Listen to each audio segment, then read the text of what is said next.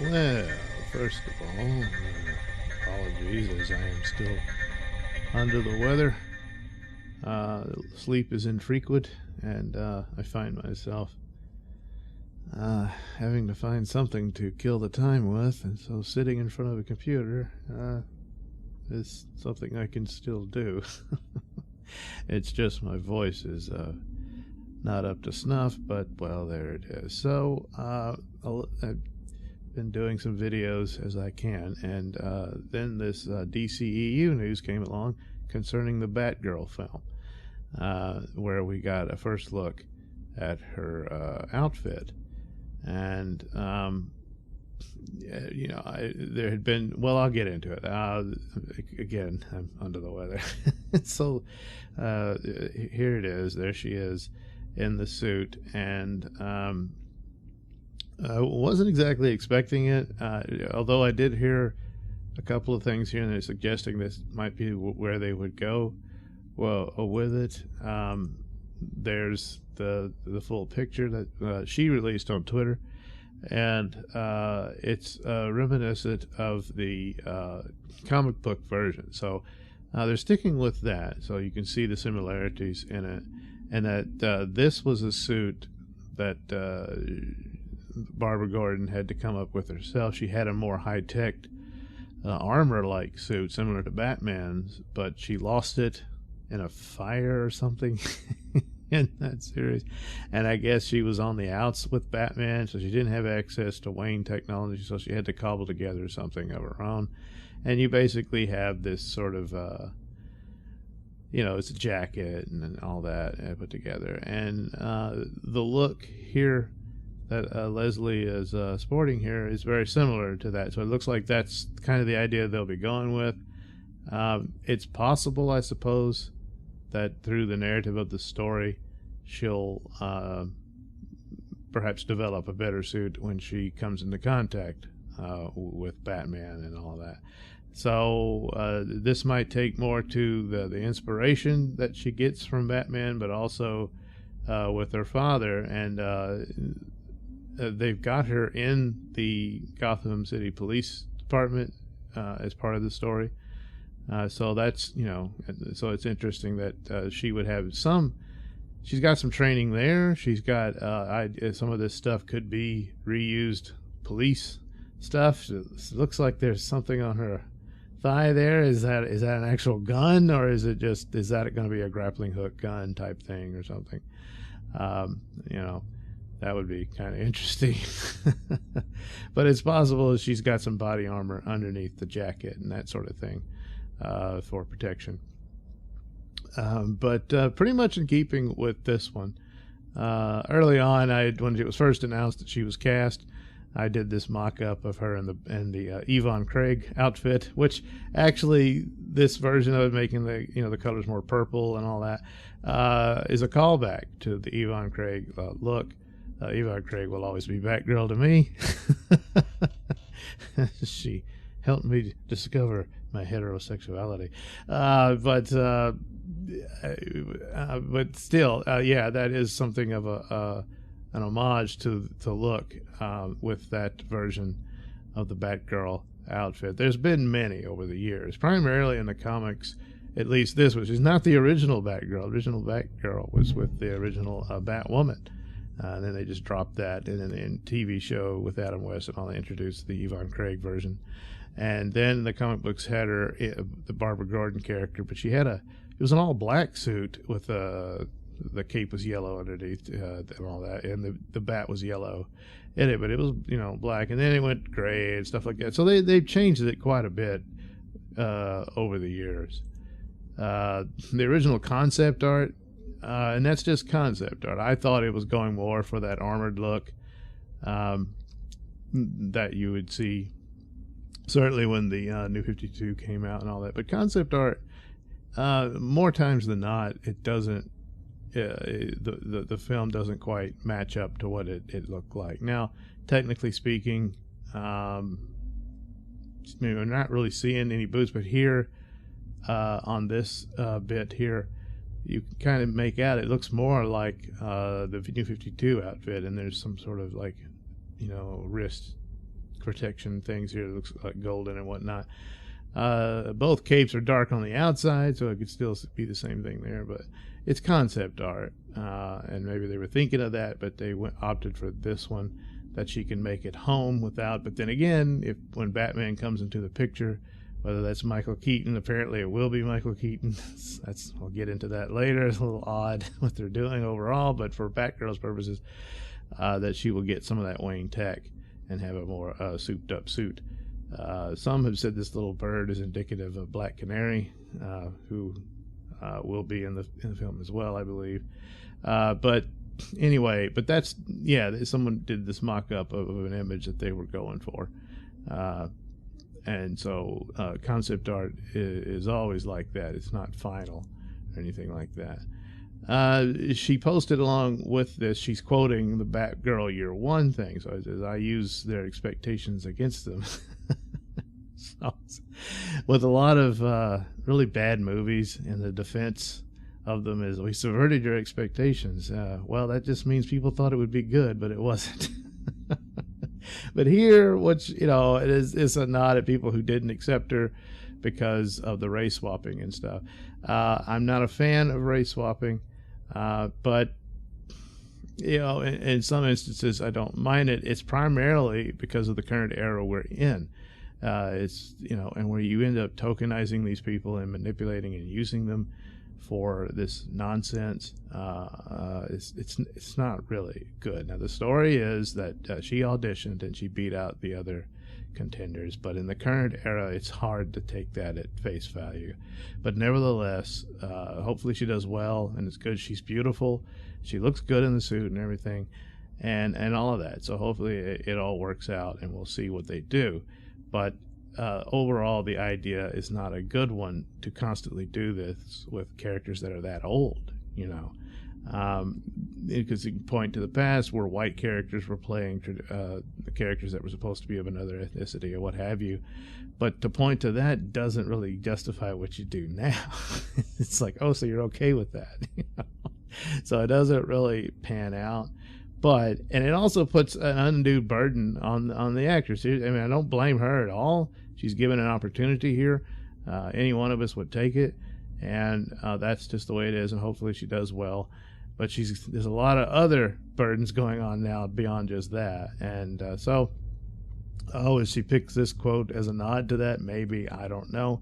But it is what it is. So she says that will be their weakness. Now, in the context of what this would be, she's talking about the villains and the criminal element that she's up against. They don't take her seriously, so Batgirl's not Batman, so they kind of mock her and think she's silly and all that. And she's explaining how she's going to use that. And she let them underestimate me, and when their guard is down and their pride is rising, let me kick their butt. So, that's an advantage. It's sort of like a battle tactic or whatever. It kind of reminds me of that line from Tron, where they let them hope for a little bit and then crush them. And it's true. It makes the defeat all the more worse because you think you've got it in the bag and you don't. That kind of thing. So that's what she put up there, and it's a quote from Batgirl Year One, which, I would imagine that quite a bit of that is source material for the story for the Batgirl story they'll tell, but it's going to get cluttered with a lot of stuff going on with their DCEU.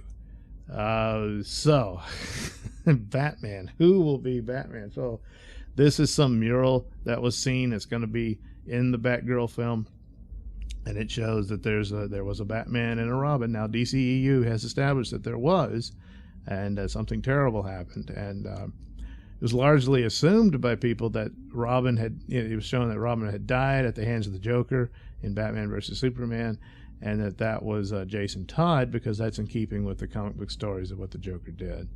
But Zack Snyder quoted, no, that was Dick Grayson, as far as he was concerned. With the Flash movie warping everything and what have you, could make it to where, no, that was Jason Todd. And you could do that, and that there is a Dick Grayson, and so on and so forth. But anyway, the look of Batman here, that's not the Ben Affleck Batman. But then again, you could argue that Ben Affleck version of Batman had a suit like this in his past, so maybe you could do that. But with the Batman oval, that's coming closer to what this isn't really Michael Keaton's Batman either. It's some similarities. He did have the Batman oval, but it didn't quite look like that. I gotta say, the collar is getting closer to what Robert Pattinson is wearing, but he doesn't have the oval and everything.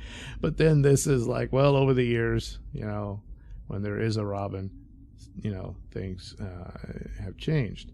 So, you know, who is this guy? But that's what they're putting in there. And so there's telltale signs of what the Flash movie will do to the DCEU, and it will appear in the Batgirl film. So, and which is kind of, it's pushing a bit too much burdens, but it's necessary for the cohesive thing. So at the same time, I understand that, but at the other time, I mean, it's just little nods and whatnot. But you know, it's kind of cluttering up the Batgirl movie. So yes, the idea is Michael Keaton. He's in it. So does that mean he's in it? He's the Batman of the new DCU. They haven't really confirmed that, but that's really odd to do it like that, to where he's that old. And that, you know, he would train her. And the idea is that there isn't going to be a Batman in the DCEU. It's just going to be Batgirl. That's not going to go over well. And that's an unfair burden to put on this actress and this whole project like that.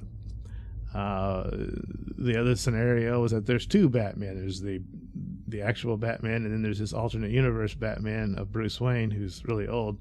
But he's going to take the time to help this girl out and give her some training and whatnot. And I know, like I said jokingly in other videos, that he set up as Uncle Bruce Wayne that no one knew about. And he just lives at the Wayne Manor and has access to Wayne stuff and all that. Yeah, okay. So that would include, perhaps she does get a souped up suit, maybe by the end of the movie, and it would look something like this.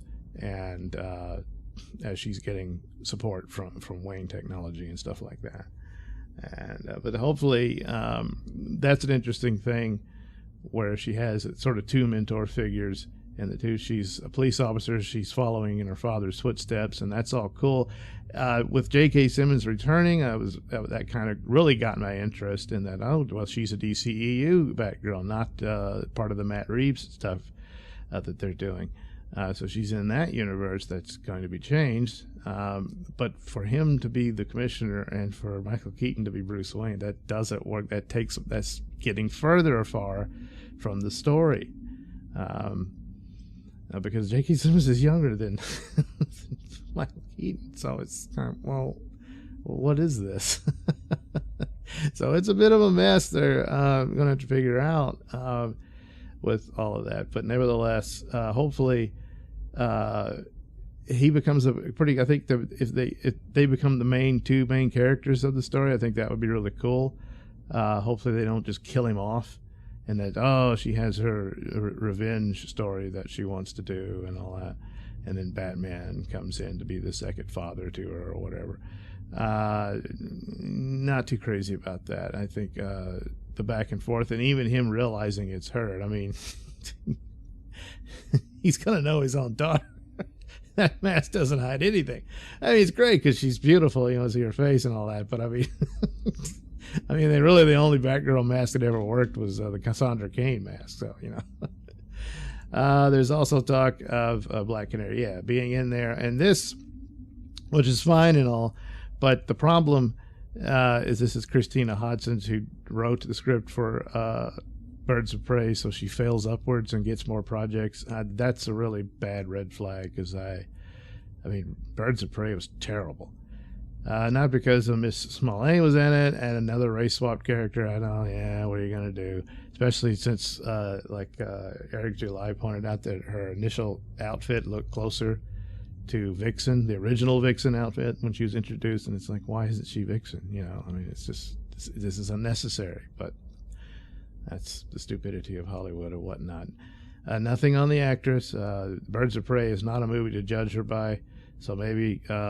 we'll get a better version of her in the Batgirl film. But the idea that she's already established in this business, and so she's a bit of a help to Barbara Gordon getting into it. And Barbara Gordon was a part of a Birds of Prey team, so maybe they'll get back to Birds of Prey and do it right. Maybe that's what they're shooting for. But Christina Hodson, I don't have much faith in. There's other stories that Dylan O'Brien will be cast as Dick Grayson. So that would mean that if you're going to keep it in that the Joker killed a Robin, that was Jason Todd, not Dick Grayson. And apparently the rumors are that he's already been cast, that he will be in the Batgirl film. I don't know if that's true or not. That by this point he would be Dick Grayson. Still too young to have been the Robin for this Batman. I don't think that works. Unless they're really going to do some CGI on Michael Keaton and what have you. But if you're keeping that he was Batman in 1989, then that's not really going to work. But anyway, so that's the story. And apparently Leslie Grace and Dylan are following each other on Twitter now. So yeah, maybe there's something to that. That means he's in the movie, perhaps. And if there's a connection between them two, and there was in the comics, there's a romance between them and all that stuff, and that's all great. Then he could be a great help going forward and helping her out, getting her a new suit that works better and stuff like that. So, who knows? It's also too bad because the guy playing Nightwing in the Titan series, probably the best version of Dick Grayson yet, at least on screen, but he's just surrounded in garbage in the Titans. And so hopefully this is leaps and bounds better than that, because it was just such a waste of talent on that show. So I guess then they should have just done a Nightwing series. Forget about Titans and all that, but they didn't. So now you're going to have yet another Nightwing, perhaps. But that's the way it goes. So what to do about all of this? So Affleck's out. He doesn't want to be Batman. I think that's true. Others have suggested he's playing hardball for some negotiation deal and that he could come back at a later date. And yeah, but I think that the clock's running out on that. And I that would be great, but I don't think it's going to happen.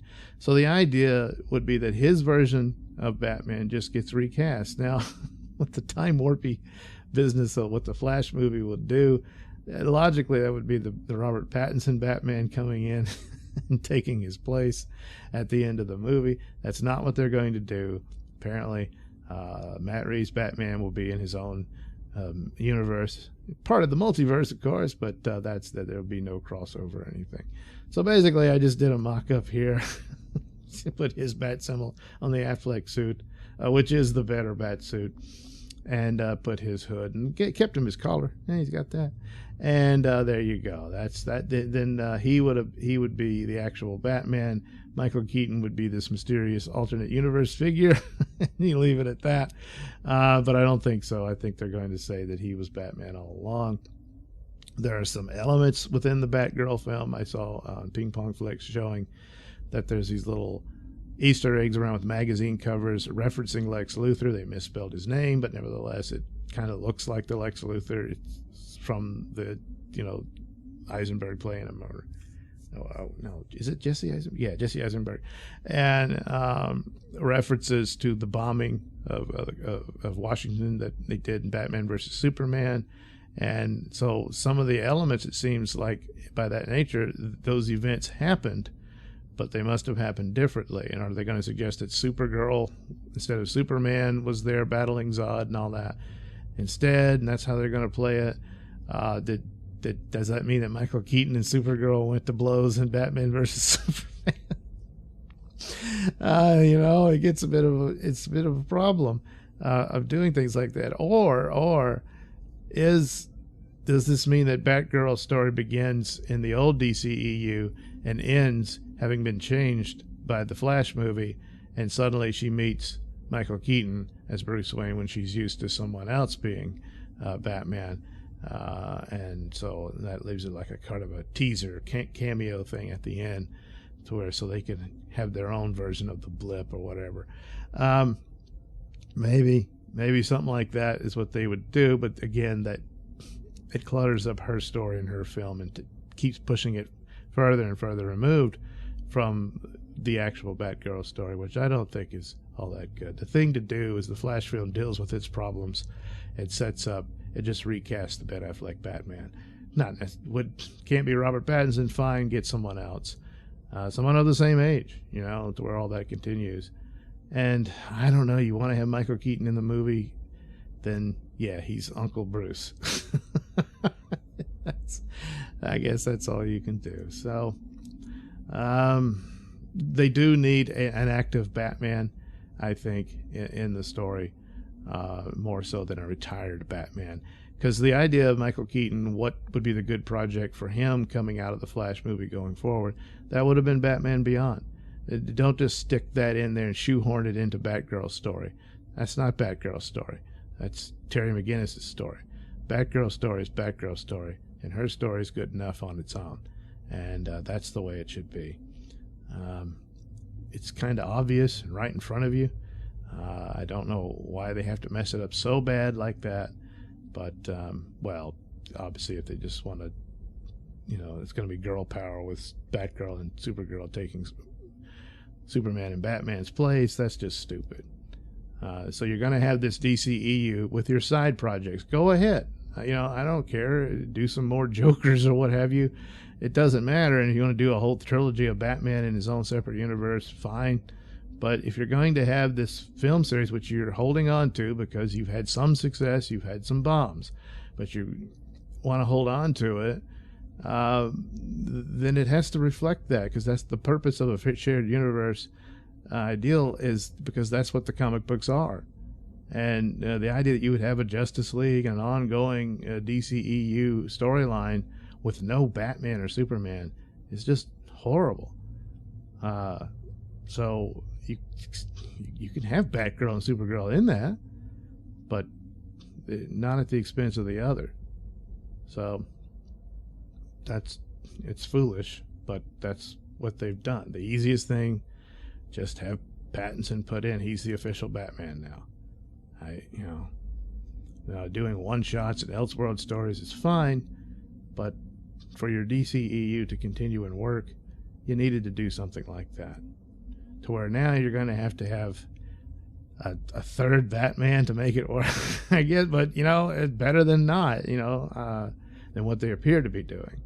So it's odd, but that's that. That's just one of the intriguing things. But sadly, it takes away from the core of what the film is supposed to be about, and that's Batgirl. Now, granted, a lot of this universe stuff could just be at a minimum, and it's just there for some interesting stuff that can connect to other movies down the road, and that's about it. So that her story is prominent, but is it the Batgirl story? I don't know. So there we go. Best of luck to Miss Grace and all involved. Hopefully it does well, and we'll be okay. But you can't trash Batman like that with that DC Universe shenanigans that they're pulling like that. That would be very bad, and that's going to hurt pretty much all the films going forward if that's what they're trying to do with it. So that's unfortunate. But yeah, the bat suit, it's not one of my favorites from the comics. A lot of people said, oh, this helps out cosplayers. So, I guess because, look, it's a homemade suit. But in keeping of the story of her starting out, if that's what it is, that works very well. And again, yeah, it is more of a callback to Yvonne Craig, and I like that and stuff like that. So, yeah, best of luck to Miss Grace and for the Batgirl film. And we'll see what we will see. Thanks for watching and listening. Say, while you're still here, why not like and subscribe and share with your many friends? Yes. Also, check out my mini stores in the link description below. Yes, where you can get t-shirts, hats, mugs, all those goodies with my artwork on them. Oh, yeah. And head over to indieplanet.com and pick up a copy of my comic book, Night Night. Oh, yeah. You can also catch me at my podcast, Mr Nailsin Show, on radiomisfits.com. And you can also watch my videos on BitChute.com and now on Rumble.com. Oh my goodness, so many places to watch me and my stuff. Oh yeah. And if that's not enough for you, well, you can follow me on many social media platforms and say hi to your old pal, Mr. Nailsin.